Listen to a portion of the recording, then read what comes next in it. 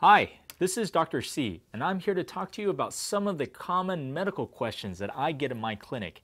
Today, we are going to talk about gluten. So what is gluten? Is gluten good for you? Is it bad for you? Most people don't actually even know what gluten is. Now, gluten is a protein found in wheat and rye. It's actually frequently added to foods considered low in protein. Now, it's also found in a lot of products to give it a doughy or an elastic texture. In other products like soy sauce, ketchup, ice cream even has gluten in it. Some imitation meats, including duck, chicken, and beef, also have gluten added to it. Now, there are people who are very sensitive to gluten. These people have what we call celiac disease. What that is an autoimmune disease where the body actually attacks the intestines for eating gluten. It can cause severe internal bleeding, severe diarrhea, vomiting, and even death. So celiac disease is a very serious illness, and if you are diagnosed with celiac disease, you have to stay away from all gluten products. But most people actually tolerate gluten pretty well. In 2011, Professor Gibson from Melbourne, Australia, who is a gastroenterologist, did research on people eating wheat and rye, and he found that wheat and rye products cause people to have more abdominal upset and discomfort, leading people to the big trend right now, which is the gluten-free diet. Forbes magazine said that in 2016, the gluten-free diet trend will go up to $15 billion. That is a 50% increase from 2013. So following his initial 2011 study, Dr. Gibson wanted to refine his study even more.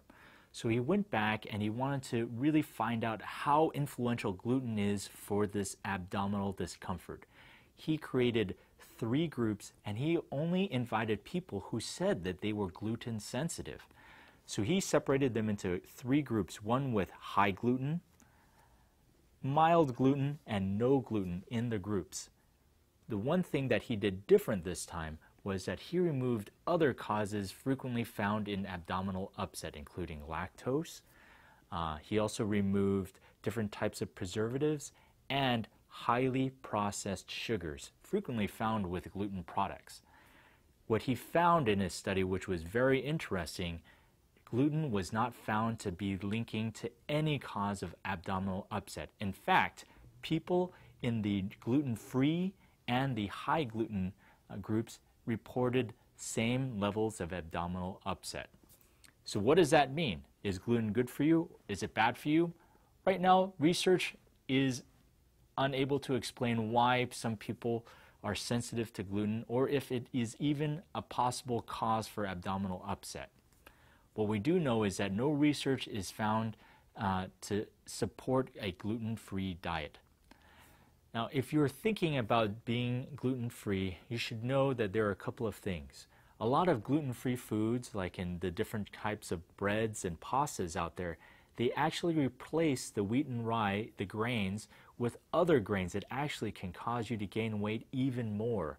So a lot of people think a gluten-free diet can make you lose weight. It can sometimes actually do the opposite.